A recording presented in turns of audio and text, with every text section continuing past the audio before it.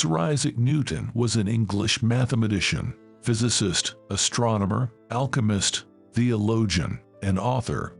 He is widely recognized as one of the greatest mathematicians and physicists, and among the most influential scientists of all time. He was a key figure in the philosophical revolution known as the Enlightenment. At one time or another, both you and I have used our influence to achieve a personal desire. It is basic human nature. I can calculate the motion of heavenly bodies, but not the madness of people. I do not know what I may appear to the world, but to myself I seem to have been only like a boy playing on the seashore, and diverting myself and now and then finding a smoother pebble or a prettier shell than ordinary, whilst the great ocean of truth lay all undiscovered before me. Nature is pleased with simplicity, and nature is no dummy. If I have seen further, it is by standing on the shoulders of giants. What we know is a drop, what we don't know is an ocean. Tact is the knack of making a point without making an enemy. Gravity explains the motions of the planets, but it cannot explain who sets the planets in motion. Truth is ever to be found in the simplicity, and not in the multiplicity and confusion of things. No great discovery was ever made without a bold guess.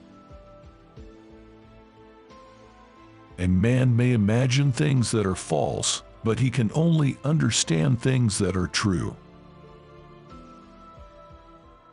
If I have ever made any valuable discoveries, it has been due more to patient attention than to any other talent.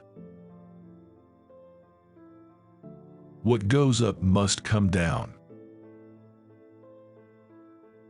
And to every action there is always an equal and opposite or contrary reaction. He who thinks half-heartedly will not believe in God, but he who really thinks has to believe in God. Live your life as an exclamation rather than an explanation. You have to make the rules, not follow them. Sir Isaac Newton was asked how he discovered the law of gravity. He replied, by thinking about it all the time. To myself I am only a child playing on the beach, while vast oceans of truth lie undiscovered before me. Tact is the art of making a point without making an enemy.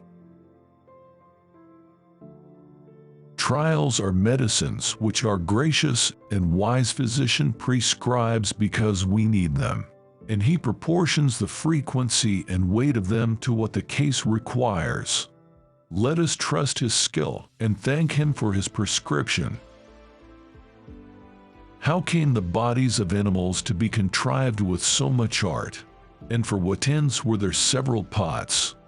Was the eye contrived without skill in optics, and the ear without knowledge of sounds? And these things being rightly dispatched, does it not appear from phenomena that there is a being incorporeal, living, intelligent? If I have seen further than others, it is by standing upon the shoulders of giants. To explain all nature is too difficult a task for any one man or even for any one age. 'Tis much better to do a little with certainty and leave the rest for others that come after than to explain all things by conjecture without making sure of anything. God without dominion, providence, and final causes is nothing else but fate and nature. Blind metaphysical necessity, which is certainly the same always and everywhere, could produce no variety of things. All that diversity of natural things which we find suited to different times and places could arise from nothing but the ideas and will of a being necessarily existing. Whence arises all that order and beauty we see in the world. To explain all nature is too difficult a task for any one man or even for any one age. Plato is my friend, Aristotle is my friend, but my greatest friend is truth. A vulgar mechanic can practice what he has been taught or seen done, but if he is in an error he knows not how to find it out and correct it, and if you put him out of his road he is at a stand, whereas he that is able to reason nimbly and judiciously about figure, force, and motion is never at rest till he gets over every rub. Yet one thing secures us whatever betide. The Scriptures assures us that the Lord will provide.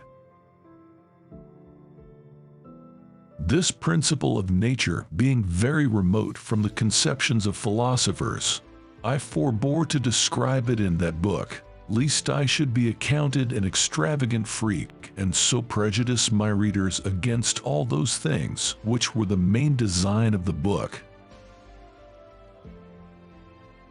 I have studied these things you have not.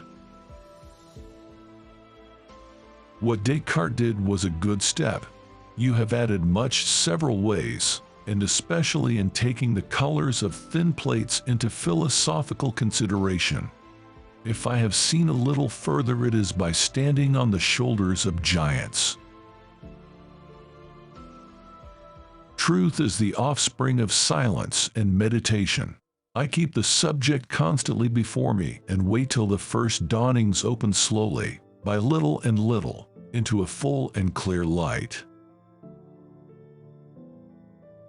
In the absence of any other proof, the thumb alone would convince me of God's existence. God, who gave animals self-motion beyond our understanding, is without doubt able to implant other principles of motion in bodies which we may understand as little. Some would readily grant this may be a spiritual one, yet a mechanical one might be shown. Did not I think it better to pass it by? There are more sure marks of authenticity in the Bible than in any profane history. If others would think as hard as I did, then they would get similar results. As a blind man has no idea of colors, so have we no idea of the manner by which the all-wise God perceives and understands all things. If I have done great things, it's because I was standing in the closet of smart men taking notes and then publishing their ideas as my own. They who search after the philosopher's stone are by their own rules obliged to a strict and religious life. A man may imagine things that are false, but he can only understand things that are true. For if the things be false, the apprehension of them is not understanding. About the times of the end, a body of men will be raised up who will turn their attention to the prophecies and insist upon their literal interpretation in the midst of much clamor and opposition.